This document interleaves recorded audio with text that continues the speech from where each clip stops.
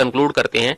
तो बेसिकली जो भी आपकी कस्टम फंक्शनैलिटी है वो अगर आप अपनी थीम के साथ अटैच करना चाहते हैं या ऐड करना चाहते हैं तो उसके लिए हम functions.php की फाइल को यूज करते हैं।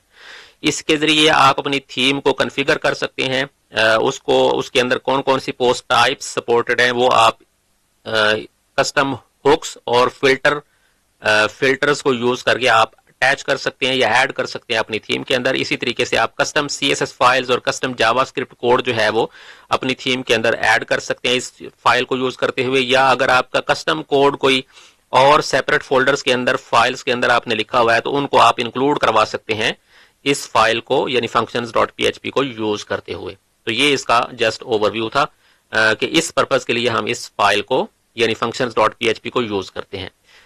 फिर आगे आने वाली वीडियोस के अंदर हम जब प्रैक्टिकल इसका डेमो लेंगे, एक थीम बनाएंगे, तो उसके अंदर हम प्रैक्टिकली इन सारी चीजों को इंप्लीमेंट करके भी देखेंगे।